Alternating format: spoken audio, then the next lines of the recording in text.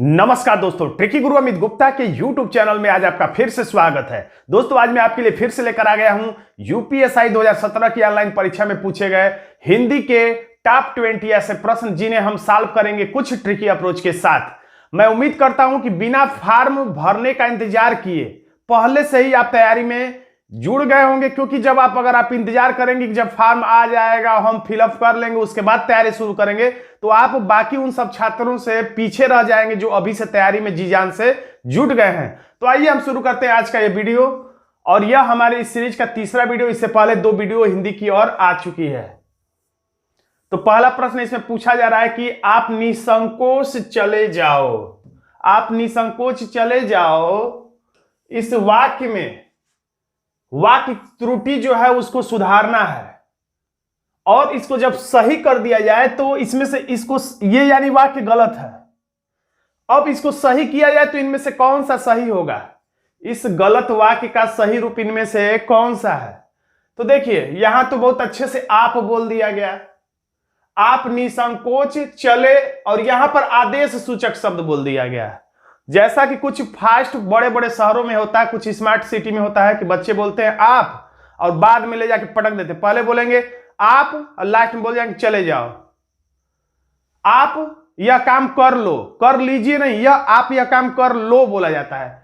और तो इस तरह की गलतियां उनसे हो सकती हैं, और ऐसे छात्रों को जो स्मार्ट सिटी में रहते हैं और इस तरह का शब्दों का इस्तेमाल करते हैं उन्हें तो इसमें कोई गलती भी नहीं दिखेगी। तो आपके साथ चले जाओ नहीं होना चाहिए, तुम के साथ चले जाओ चलेगा, लेकिन आपके साथ चले जाइए होना चाहिए। तो विकल्प में लिखा है तुम निसंकोच चले जाइए। इसमें यहां पर तुम और यहां पर यानी तुम आदर्श सूचक शब्द नहीं है, लेकिन यहां पर आदर्श सूचक शब्द इस्तेमाल कर लिया गया, तो यह भी गलत है। यहां पर आप शब्द का इस्तेमाल किया गया, आप निसंकोच चले जाइएगा, जाइएगा बोल दिया गया है, नाक से बोल दिया गया है, ई पे बिंदु डाल दिया गया है, जाइएगा। तो यह भी बहुत बड़ी गलती हो गई इसमें। आप निसंकोच चला जाओ, चला जाओ जैसे लग रहा है कि कोई दूसरे प्रदेश से आके तीसरे प्रदेश में बोल रहा है, दूसरे प्रदेश की भाषा। आप निसंकोच चला जाओ जैसे लग रहा है कोई अंग्रेज बोल रहा है। तो यानी अब एक ही विकल्प बच गया, यही सही होगा, आप निसंकोच। यहां पर आप है तो आपके साथ साथ जाइए शब्द का इस्तेमाल होना चाहिए, और यही सही है। और ऐसे ही कोशिश किया करिए कि आप भी बोला करिए, चाहे आप दरोगा बन जाए उसके बावजूद भी। अगला प्रश्न है, आप हर कोई, आज हर कोई मानसिक रूप से बीमार दिखता है। इस वाक्य में हर कोई जो शब्द है, यानी कि ये हर कोई जो शब्द है किस प्रकार का शब्द है? एक वचन है, बहुवचन है, सदैव बहुवचन है, सदैव एकवचन है। सदैव बहुवचन शब्द वे होते हैं जो सदैव बहुवचन के रूप में ही प्रयोग किए जाते हैं, और कुछ शब्द ऐसे होते हैं जो सदैव एक वचन के रूप में ही प्रयोग किए जाते हैं, और कुछ शब्द ऐसे होते हैं जो एक वचन भी बनते हैं और उनका रूपांतरण करके बहुवचन भी बनाया जाता है। तो हर कोई, प्रत्येक, ये शब्द जो ऐसे हैं वो सदैव एक वचन के रूप में ही प्रयोग किए जाते हैं, इसलिए हमारा आंसर हो जाता है डी, सदैव एक वचन के रूप में। हर कोई यानी प्रत्येक एक एक आदमी के लिए कह रहा है हर कोई। कबीरदास की रचनाएं निम्न में से किसमें संकलित है? तो कबीरदास की जो रचनाएं हैं, कबीरदास को तो कहा जाता पढ़े लिखे नहीं थे, लेकिन उनकी रचनाओं का संकलन जिसमें किया गया उसको कहते हैं बीजक। शबद, साखी, रामायणी और इन सबका संकलन है बीजक। आंसर हो गया ए। यह देखिए अरविंद से शिशुवृंद कैसे सो रहे। अब इसमें हमें क्या बताना है कि अरविंद शब्द क्या है। अगर पूछा जाएगा कि कौन सा अलंकार है तो यह प्रश्न दूसरा हो जाएगा, लेकिन यहां पर पूछा जा रहा है कि अरविंद शब्द क्या है। वाचक है, उपमान है, साधारण धर्म है, उपमेय है। क्योंकि इसमें हमें पकड़ना पड़ेगा कि क्या है। तो यह देखिए अरविंद से, अरविंद या सासी से के पहले ये उपमा अलंकार है। तो उपमा अलंकार के जो भेद होते हैं या भाग होते हैं उसमें ये सब चारों हैं। तो अरविंद या सासी से जो पहले, ज्यादातर में आप सोचिएगा सासी से पहले जो शब्द होता है वो क्या होता है? तो उपमान होता है। और साधारण भाषा में कहा जाए तो जिससे तुलना किया जाता है, जिससे उपमा दिया जाता है, जैसे कहा जाए सीता का मुख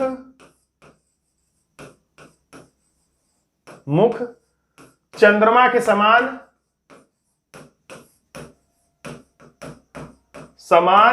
सुंदर है। तो चंद्रमा की उपमा दी जा रही है किसको? तो सीता के मुख को। तो चंद्रमा इसमें क्या हो गया? उपमान हो गया। आपको रटने के लिए मैं बता रहा हूं, जिस शब्द का मान सम्मान हो, यानी जो शब्द बड़ा हो, जैसे कहा जाए रमेश सचिन तेंदुलकर जैसा खेलता है, यानी यहां पर सचिन तेंदुलकर की उपमा दी गई है, यानी यहां पर सचिन तेंदुलकर बड़े हैं, रमेश छोटा है। तो जो बड़ा है वही उसी का मान सम्मान होता है, यानी वो जो बड़ा है जिससे उपमा दी जा रही है वो बड़ा है, तभी तो उससे उपमा दी जा रही है। तो जो बड़ा है जिसका मान सम्मान हो, इस शब्द से पकड़िएगा, जिसका मान सम्मान हो उसी हम कहते हैं उपमान। जैसे सीता का मुख किसके समान सुंदर है? तो चंद्रमा, यानी चंद्रमा कोई बड़ा सुंदर व्यक्ति है, यानी सुंदर होता है। तो चंद्रमा बड़ा है तो चंद्रमा यहां पर उपमान है। तो यहां पर अरविंद क्या हो जाए? क्योंकि यह देखिए, अरविंद का मतलब कमल, अरविंद किसका पर्यायवाची है? तो कमल।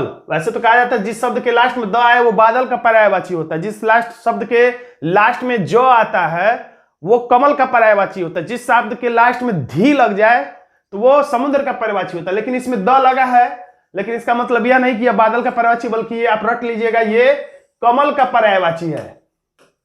तो यहां पर कह रहा है यह देखिए अरविंद से, यानी कमल के जैसे कौन सो रहा है? तो शिशु वृंद, शिशु वृंद यानी शिशुओं का, यानी बच्चों का समूह या टोली सो रहा है।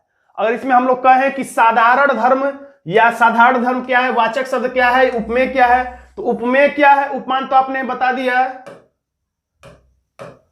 उपमान यहां पर क्या हो गया? तो अरविंद हो गया, यानी कि कमल। वाचक शब्द उपमेय क्या है? तो उपमेय यानी कि किसकी विशेषता बताई जा रही है? अरविंद से शिशु वृंद, शिशु वृंद हो जाएगा इसमें उपमेय। और सासी से क्या होता है? तो सासी से शब्द इसमें वाचक शब्द है। और साधारण धर्म, साधारण धर्म मतलब ऐसा गुण जो दोनों में कॉमन है, यानी कि सोना, सोना जो है दोनों में कॉमन है। कौन? क्योंकि अरविंद यानी कि कमल के समान सो रहे हैं,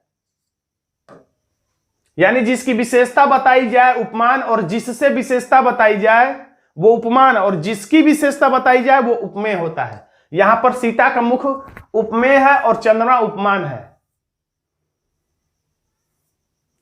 अगला प्रश्न, निम्न में से शुद्ध वाक्य पहचानिए, यानी शुद्ध वाक्य पहचानना है। वाह कितना घृणित दृश्य है।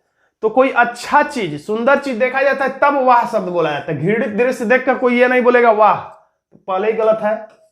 छी कितना घृणित दृश्य है, तो सही बात है, घृणित दृश्य देखकर मुंह से छी निकलता है, तो यही सही है।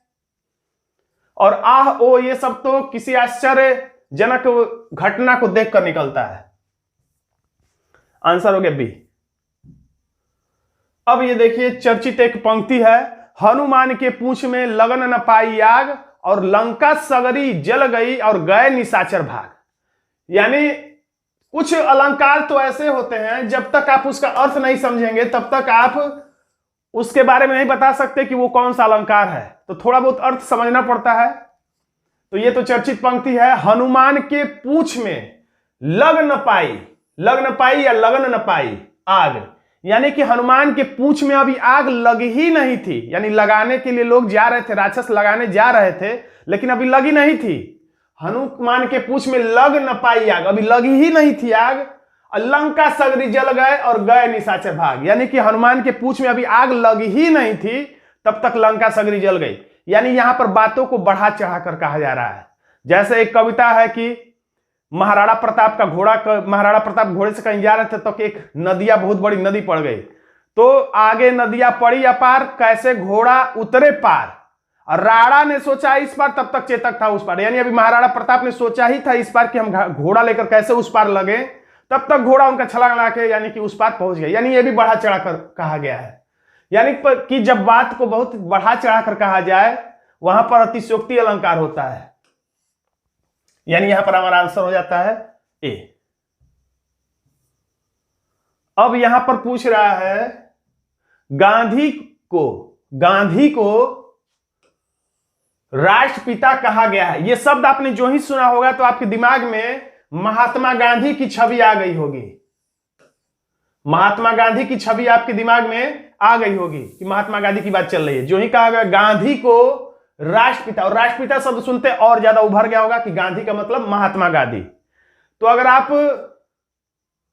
संज्ञा पढ़े होंगे तो आपको पता होगा संज्ञा कितने प्रकार की होती है। तो संज्ञा मुख्य रूप से 3 प्रकार की होती। पहला व्यक्तिवाचक संज्ञा, दूसरा जातिवाचक संज्ञा और तीसरा भाववाचक संज्ञा।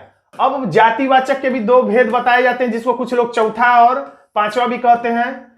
इसमें एक है समूहवाचक और एक है द्रव्यवाचक। तो यहां पर बात व्यक्तिवाचक और जातिवाचक की हो रही है। जब किसी एक व्यक्ति की तरफ इशारा हो तो व्यक्तिवाचक, और जब किसी एक व्यक्तियों के ढेर सारे समूह की तरफ, समुदाय की तरफ इशारा हो तो जातिवाचक होता है। या कह सकते हैं संक्षिप्त में, यहां पे मैं ट्रिक बता दूं, अगर आप बुलाइए और बुलाने से कोई एक व्यक्ति आ रहा है सामान्यतः तो व्यक्तिवाचक, बुलाने से कई ढेर सारे लोग आ जा रहे हैं तो जातिवाचक। जैसे गांधी बुलाएंगे तो यहां पर यानी कि कल्पना तो हो रहा है महात्मा गांधी की, यानी केवल महात्मा गांधी के बारे में सोच रहे हैं आप, यानी ये व्यक्तिवाचक है। लेकिन ध्यान से अगर देखें तो गांधी कोई नाम नहीं है, गांधी कोई नाम नहीं है। वैसे तो राजीव गांधी या राहुल गांधी या सोनिया गांधी, ये सारे ही गांधी टाइटल लगाते हैं, वरुण गांधी। तो इसका मतलब ये नहीं कि गांधी कह दिया गया तो आप राष्ट्रपिता कहा गया, समझ जाए कि गांधी, ये गांधी तो सिर्फ एक टाइटल है, नाम तो है नहीं। तो लेकिन गांधी एक टाइटल है, ये जातिवाचक शब्द है गांधी, क्योंकि गांधी जब बोलेंगे तो राजीव गांधी, सोनिया गांधी और सारे गांधी चले आएंगे, और भी लोग जो भी गांधी टाइटल लगाते हैं सारे के लोग चलेंगे, यानी कि ये जातिवाचक है, ये पूरा समुदाय को बोधक है। लेकिन गांधी शब्द यहां पर सुनते ही हमारे दिमाग में महात्मा गांधी की छवि आई, क्योंकि यहां पर राष्ट्रपिता लिखा था। तो जातिवाचक होते हुए भी हम इसे व्यक्तिवाचक की तरह इस्तेमाल कर रहे हैं, यानी कि जातिवाचक से व्यक्तिवाचक के रूप में हमारा यहां पर इस्तेमाल हो रहा है, इसलिए हमारा आंसर हो जाता है बी। जैसे इसी तरह एक उदाहरण आता है, जयचंद से देश को बचाओ। और भी कई उदाहरण हैं। अगला प्रश्न, दिए गए विकल्पों में अकुलाना का समानार्थी कौन होगा? अकुलाना जो शब्द है, तो तुम बहुत आकुल हो रहे हो, आकुल, अकुलाना, व्याकुल, नाम से ही समझ में आ रहा है, इसलिए हमारा आंसर हो जाता है डी। अब यहां पर प्रश्न पूछा जा रहा है, बुढ़िया शब्द का बहुवचन क्या होगा? एक वचन से बहुवचन में बदलना, बहुवचन से एक वचन में बदलना, या दिए गए विकल्पों में कौन सा बहुवचन सही है, दिए गए विकल्पों में कौन सा बहुवचन गलत है। तो यहां पर पूछा जा रहा है बुढ़िया का बहुवचन क्या होगा। तो याद रखिएगा ज्यादातर में ऐसा होता है कि जिसमें या लगा होता है उसका बहुवचन बनाने के लिए बस या में क्या करना होता है, चंद्र बिंदु बैठा दीजिए, चंद्र बिंदु बैठा दिए, आपका बहुवचन बन गया। तो बुढ़िया है तो बुढ़िया, चिड़िया है तो चिड़िया, हमारा आंसर हो जाता है सी। फिर से एक पंक्ति आ गई, चिर जीवो जोरी जुरे, क्यों न स्नेह गंभीर, को घटिए वृषभानुजा वे हलधर के वीर। यहां पर कौन सा अलंकार है इन पंक्तियों में, यही पूछा जा रहा है। तो थोड़ा सा अर्थ समझिए, या थोड़ा सा किसी तरह से आप ट्रिक से अलंकार अगर पढ़े होंगे तो आराम से बता ले जाएंगे। और ये चर्चित पंक्ति है, ये तो आप कम से कम 20, 25, 50 पंक्तियां तो इंपॉर्टेंट जो है आप उसको रट लीजिए कि उसे देखते ही तुरंत बता दीजिए कि कौन सा अलंकार है, आपको दिमाग लगाना ही ना पड़े। बाकी अगर कोई नई पंक्ति आ जाती है, कविता आ जाती है, तब आप दिमाग लगाइए। कम से कम 50 पंक्तियां जो इंपॉर्टेंट है, बार बार परीक्षा में पूछी जाती, वो तो आपको याद रहना चाहिए, ताकि देखिए और तुरंत बता दिए कि अरे ये तो ये अलंकार है, अरे ये तो श्लेष अलंकार है। उसके लिए दिमाग नहीं लगाना पड़ेगा और आपका अमूल्य समय भी बच जाएगा। तो यहां पर कह रहा है कि वृषभानुजा, तो वृषभ, अगर वृषभ अनुजा कहा जाए, अगर इसको, इस शब्द का यानी 2 अर्थ है, वृषभ अनुजा। वृषभानुजा का मतलब वृषभ, और आ का मतलब इधर हटा देंगे तो अनुजा। वृषभ अनुजा का मतलब हो जाएगा वृषभ की बहन, और वृषभ की बहन का मतलब क्या हो जाएगा, तो वृषभ की बहन का मतलब हो जाएगा यानी कि गाय। वृषभ की बहन यानी कि बैल की बहन यानी गाय। और एक मतलब इसका होगा वृषभानुजा, यानी वृषभानुजा यानी वृषभानुजा नाम था, यानी वृषभानुजा की, जा का मतलब पुत्री, वृषभानुजा का मतलब वृषभानुजा की पुत्री, यानी कि राधा, यानी एक का मतलब गाय होगा, एक का मतलब राधा होगा, यानी इस एक शब्द के दो अर्थ निकल रहे हैं। उसी तरह से हलधर, हलधर के भी दो अर्थ है। एक हलधर का मतलब हल को जो अपने कंधे पर धारण रखे, तो हल को कौन धारण रखता है, कौन खेत को जोतता है, तो बैल जोतता है। तो एक हलधर का मतलब तो हो गया बैल। और एक हलधर कहा जाता है जो हल को धारण करे, यानी हल को अपने कंधे पर और कौन धारण करता है, तो उनका नाम है कृष्ण के बड़े भाई, जिनका नाम बलदाऊ या बलराम, यानी बलराम भी इसका दो अर्थ है। यानी एक शब्द में दो शब्द, दो अर्थ छुपे हुए, इस शब्द में भी दो अर्थ छुपे हुए हैं। जब ऐसा हो कोई शब्द एक ही बार आए लेकिन उसमें एक से ज्यादा अर्थ हो, दो या तीन, तो वहां पर श्लेष अलंकार होता है। कह सकते हैं जब एक, श्लेष का मतलब ही होता है चिपकना, श्लेष मतलब चिपकना। जब एक शब्द में कई अर्थ चिपके रहे, एक से ज्यादा अर्थ चिपके रहे, वहां पर श्लेष अलंकार होता है। यहां पर यमक अलंकार की कोई कंफ्यूजन नहीं है, क्योंकि यमक अलंकार में कोई शब्द दो बार आता है और दोनों का अर्थ अलग होता है, लेकिन श्लेष अलंकार में कोई शब्द एक ही बार आता है और उसका कई अर्थ होता है।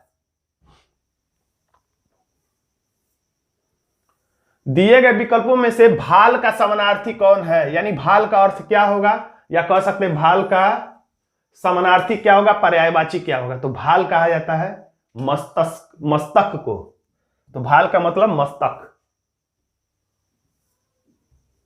दिव्या और सौम्या में, अब खाली स्थान पे सही शब्द भरना है।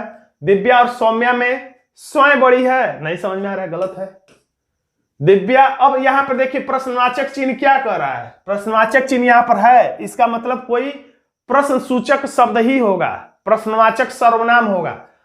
कुछ अगर आपने सर्वनाम पढ़ा होगा तो सर्वनाम के बारे में आपको पता होगा, सर्वनाम होता है 6 प्रकार का, और कुछ और कोई, ये दोनों शब्द कौन से हैं, किस प्रकार के हैं, तो ये दोनों ही शब्द कुछ और कोई अनिश्चयवाचक सर्वनाम है, अनिश्चयवाचक सर्वनाम है।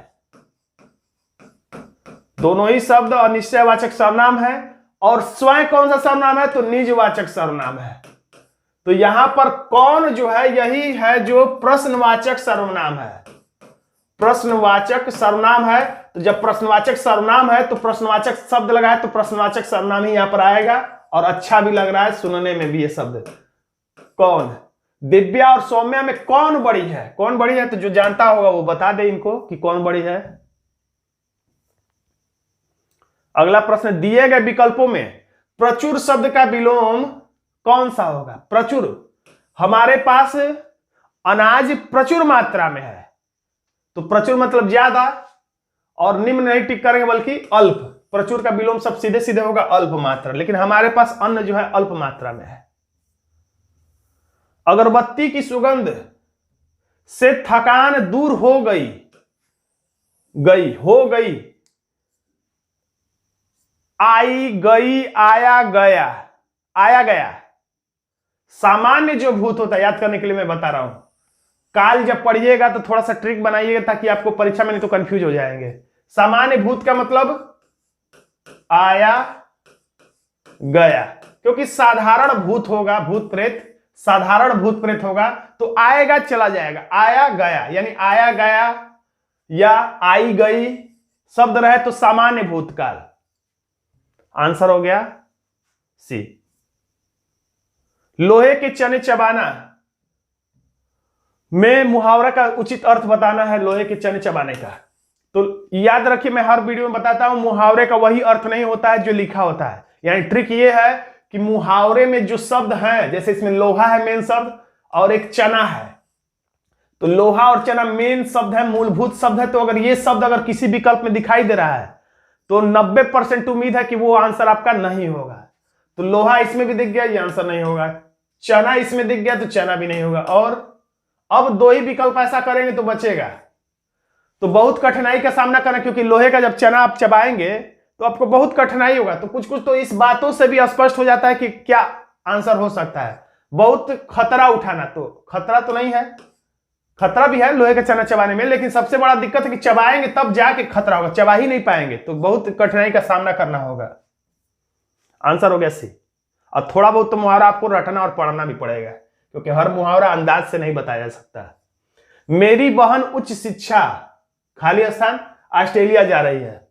तो मेरी बहन उच्च शिक्षा के लिए ऑस्ट्रेलिया जा रही है। बाकी सब कोई बच्चा ही बता देगा मेरी बहन उच्च शिक्षा पर ऑस्ट्रेलिया जा रही है, मैं ऑस्ट्रेलिया जा रही, को नहीं अच्छा लग रहा है। एक ही आंसर सही है, के लिए। वेदों की संख्या कितनी है? तो सबको पता होगा, इतिहास का प्रश्न लेके आए, हिंदी में दिया हुआ है। तो वेदों की संख्या है 4। कौन कौन से? तो ऋग्वेद, यजुर्वेद, सामवेद और अथर्ववेद। सबसे प्राचीन वेद है ऋग्वेद, सबसे बाद का वेद है अथर्ववेद। और यजुर्वेद ऐसा वेद है जो गद्य और पद दोनों में है। दिए गए विकल्पों में से विकीर्ण शब्द का विपरीतार्थक, यानी विकीर्ण शब्द का विलोम शब्द बताना है। विकीर्ण मतलब होता है छिटक जाना, तो यहां पर होगा हमारा आंसर इसका विलोम एकत्र। विकीर्ण का विलोम शब्द एकत्र। बंधु शब्द का बहुवचन आपको बताना है। इस शब्द का बहुवचन आपको बता देना है और कुछ करना नहीं है। जैसे आपने अभी मैंने बताया कि या लगा रहे लास्ट में, तो बहुवचन बनाने के लिए चंद्रबिंदु लगा दीजिए। चिड़िया तो चिड़िया, बुढ़िया तो बुढ़िया। अब बंधु यानी कि छोटा उ रहे या बड़ा उ रहे, या कह सकते उ रहे या बड़ा उ रहे, इसी को कहा जाता है उकारांत, और इसको कहा जाता है उकारांत। यानी कि उकारांत रहे या उकारांत रहे, यानी कुल मिला के छोटा उ या बड़ा उ लास्ट में दिखाई दे, तो उसके लास्ट में क्या लगा देंगे? बराबर में ओ लगा देंगे। यानी हमारा आंसर हो जाता है बंधुओं। बंधु का बंधुओं आंसर हो जाता है। अब देखिए, यहां लगभग कोई 2 दर्जन के करीब संतरे हैं। इस वाक्य की अशुद्धि दूर करने के लिए निम्न में से सही वाक्य पहचानिए। यानी ये गलत लिखा हुआ है, ये ऊपर की जो लाइन है इसमें कहीं कुछ गलती है, तो इसको सही करके लिखा जाए तो इसमें से कौन सा सही होगा? तो आपको ये समझ लेना चाहिए कि लगभग कहिए, चाहे कोई कहिए, चाहे करीब कहिए। जैसे कहा जाता है जैसे कि मैं इलाहाबाद करीब करीब पहुंचने वाला हूं, या ये कहिए मैं इलाहाबाद लगभग पहुंचने वाला हूं, तो दोनों का मतलब एक ही, यानी कि ये शब्द एक ही है, तो ये बार बार इस्तेमाल करने से क्या फायदा? जैसे कुछ लोग कहता है मैं जरूर जरूर जरूर जरूर आऊंगा, तो इतना बार जरूर कहने से कोई मतलब नहीं, क्योंकि इतना बार जो जरूर जरूर बोलता है वो निश्चित रूप से नहीं आता है। एक बार बोल दिए मैं जरूर आऊंगा, उतना ही पर्याप्त है। उसी तरह से एक ही शब्द को अलग अलग तरीके से अलग अलग पर्यायवाची रूप में कई बार लिखा गया, इसलिए ये वाक्य गलत है।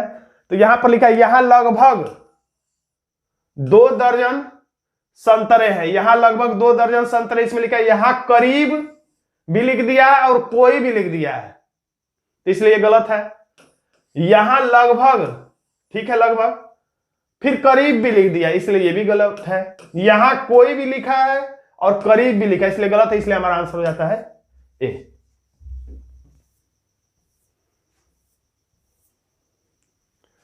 तो दोस्तों आज का ये वीडियो आपको कैसा लगा कमेंट बॉक्स में जरूर लिखिएगा। वीडियो अच्छा लगा तो वीडियो को लाइक कर दीजिएगा, इसे अपने दोस्तों में शेयर कर दीजिएगा, और अभी तक आपने हमारे चैनल को सब्सक्राइब नहीं किया तो सब्सक्राइब भी जरूर कर लीजिएगा, क्योंकि ऐसे ही ट्रिकी वीडियो मैं समय समय पर यूपीएसआई के लिए लाता रहूंगा। धन्यवाद दोस्तों।